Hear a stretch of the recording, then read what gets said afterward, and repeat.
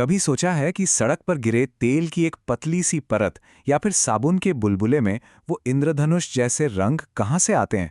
ये सिर्फ देखने में सुंदर नहीं है, ये हमें रोशनी के एक बहुत ही गहरे रहस्य के बारे में बताते हैं। आज की इस चर्चा में हम इसी राज से पर्दा उठाएंगे। देखिए, इसका जवाब रोशनी के अपने स्वभाव, उसकी अपनी प्रकृति के एक बुनियादी राज में छिपा है। एक ऐसा राज जिसने विज्ञान की दुनिया को हमेशा हमेशा के लिए बदल दिया। और वो राज ये है कि रोशनी सिर्फ एक कण की तरह नहीं चलती, बल्कि ये एक लहर, एक तरंग की तरह भी व्यवहार करती है। और जैसे ही हम ये समझ लेते हैं कि रोशनी एक लहर है, सब कुछ बदल जाता है। चलिए देखते हैं कैसे। जरा सोचिए, आपने शांत पानी में 2 पत्थर फेंके। जहां दोनों से उठी लहरें मिलती हैं, वहां एक नया सा पैटर्न बन जाता है ना? कहीं लहरें और ऊंची हो जाती हैं, तो कहीं पानी एकदम शांत। रोशनी की लहरें भी बिल्कुल ऐसे ही काम करती हैं। जब रोशनी की ये लहरें आपस में मिलती हैं, तो विज्ञान की भाषा में इसे कहते हैं व्यतिकरण या इंटरफेरेंस। और ये कोई ऐसी वैसी घटना नहीं है, बल्कि ये बहुत ही सटीक नियमों के हिसाब से होती है। तो सबसे जरूरी बात यह है कि इंटरफेरेंस तब होता है जब 2 कला संबद्ध तरंगें, मतलब ऐसी लहरें जो एक ही ताल में चल रही हों, एक ही जगह पर एक ही समय में मिलती हैं। इससे एक बिल्कुल नया नतीजा सामने आता है। कहीं पर बहुत ज्यादा रोशनी तो कहीं बिल्कुल अंधेरा।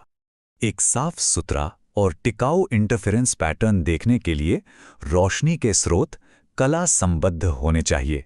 इसका सीधा सा मतलब यह है कि दोनों तरंगों को एक ही ताल, एक ही लय में चलना होगा, ठीक वैसे ही जैसे 2 गायक एक साथ एक ही सुर में गा रहे हों। अब जब ये कला संबद्ध तरंगें मिलती हैं, तो 2 ही बातें हो सकती हैं। अगर दोनों लहरों की चोटियां एक साथ मिलती हैं, तो वो जुड़कर और भी ज्यादा चमकीली रोशनी बना देती हैं।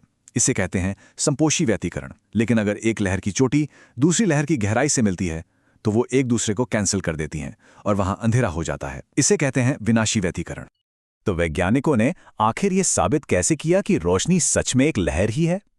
अच्छा, उन्होंने एक बहुत ही सरल लेकिन शानदार प्रयोग किया, जिसने सब कुछ दूध का दूध और पानी का पानी कर दिया। इसे कहते हैं यंग का डबल स्लिट एक्सपेरिमेंट। ये प्रयोग इस बात का पक्का सबूत था कि रोशनी एक लहर की तरह ही चलती है। अगर रोशनी सिर्फ कणों से बनी होती, तो हमें पर्दे पर सिर्फ 2 चमकीली लकीरें मिलती। लेकिन जो मिला वो कुछ और ही था। ये प्रयोग बहुत सीधा साधा है। एक रोशनी का सोर्स, एक रुकावट जिसमें 2 बहुत पतली दरारें या स्लिट्स हैं, और उसके पीछे एक पर्दा। जब रोशनी इन 2 स्लिट्स से होकर गुजरती है, तो असली जादू तो पर्दे पर दिखाई देता है। पर्दे पर सिर्फ 2 रोशन लाइनें नहीं, बल्कि चमकीली और अंधेरी पट्टियों की एक पूरी की पूरी सीरीज दिखाई देती है। ये पैटर्न तभी बन सकता है जब दोनों स्लिट से निकलने वाली रोशनी की लहरें आपस में इंटरफेयर कर रही हों। ये बात शानदार तरीके से रोशनी की वेव नेचर को दिखाती है। चलिए, अब थोड़ा और आगे बढ़ते हैं और देखते हैं कि हम इस पैटर्न को गणित के हिसाब से कैसे समझ सकते हैं। और यकीन मानिए, ये उतना भी मुश्किल नहीं है जितना सुनने में लगता है। पर्दे पर कोई जगह चमकीली होगी या अंधेरी, ये सब पथांतर पर निर्भर करता है। यानी दोनों स्लिट से उस जगह तक पहुंचने वाली रोशनी की लहरों ने जो रास्ता तय किया है, उसमें कितना अंतर है। अगर ये अंतर वेवलेंथ लैम्डा का पूरा पूरा मल्टीपल n लैम्डा है, तो हमें एक चमकीली फ्रिंज मिलती है। और अगर ये अंतर वेवलेंथ के आधे का ऑड मल्टीपल n+½ लैम्डा है, तो हमें एक अंधेरी फ्रिंज मिलती है। आसान भाषा में कहें तो अगर दोनों लहरें पर्दे पर एक साथ पहुंचती हैं, तो वो एक दूसरे को रोशन कर देती हैं। लेकिन अगर एक लहर दूसरी से आधी दूरी पीछे रह जाती है, तो वो एक दूसरे को रद्द कर देती हैं। और सबसे मजेदार बात यह है कि हम इन पट्टियों के बीच की दूरी, जिसे फ्रिंज विड्थ कहते हैं, उसे नाप भी सकते हैं।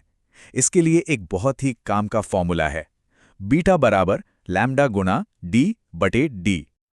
आइए इस फॉर्मूले को थोड़ा तोड़कर समझते हैं। बीटा फ्रिंज की चौड़ाई है, लैम्डा वो रोशनी है जिसका हम इस्तेमाल कर रहे हैं, उसकी वेवलेंथ है।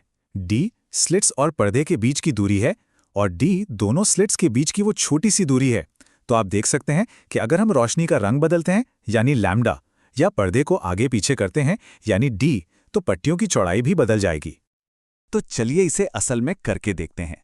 मान लीजिए रोशनी की वेवलेंथ 600 नैनोमीटर है, स्लिट्स के बीच की दूरी 0.2 मिलीमीटर है और पर्दे की दूरी 1 मीटर है। तो फ्रिंज की चौड़ाई क्या होगी? जब हम इन सभी वैल्यूज को फॉर्मूले में डालते हैं, तो हमें जवाब मिलता है 3 मिलीमीटर। लेकिन ये सिर्फ एक नंबर नहीं है, ये कमाल की बात है इसका मतलब ये है कि हम पर्दे पर मीटर और मिलीमीटर में नाप जोख करके रोशनी की नैनोमीटर जितनी छोटी वेवलेंथ का पता लगा सकते हैं।